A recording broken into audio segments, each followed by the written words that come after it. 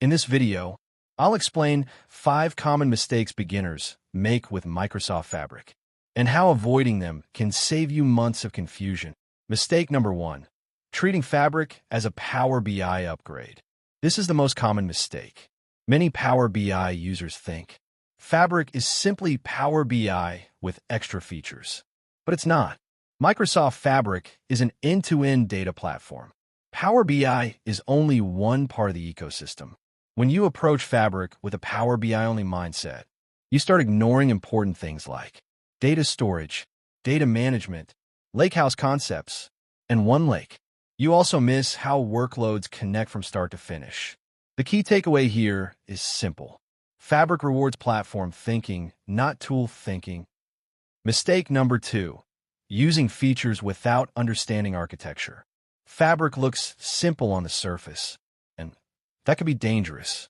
People jump straight into lakehouses, notebooks, data flows, and semantic models, but they skip understanding how everything fits together.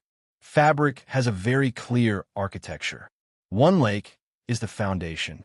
Multiple workloads use the same data, and one model feeds many experiences. If you skip this foundation, things might still work, but they won't make sense. And confusion kills confidence faster than complexity. Remember this rule. Architecture first, features second.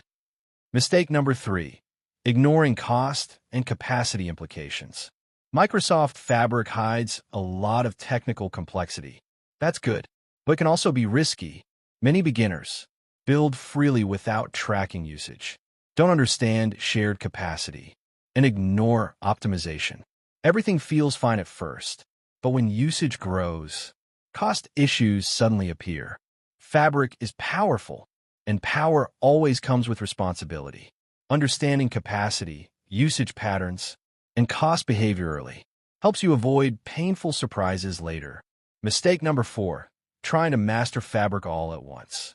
Microsoft Fabric includes data engineering, Power BI, data warehousing, data science, and AI workloads. Trying to master all of this together leads to burnout. The smarter approach is simple. Start with one primary role. Learn what supports that role first, then expand gradually. Fabric is not something you conquer in one weekend. It's a platform you grow into over time. Mistake number 5. Learning tools instead of solving problems. Many people ask, what feature should I learn first in Fabric? The better question is, what problem am I trying to solve? Fabric works best when used for unified analytics pipelines, reusable data models, organization-wide consistency, and AI-assisted insights. If you start with real use cases, Fabric feels logical and intuitive. If you start with features, it feels chaotic. Always go problem first, tools second.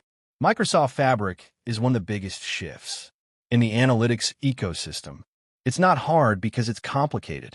It's hard because it breaks old tool-centric thinking. It demands platform-level understanding, and it requires intentional learning.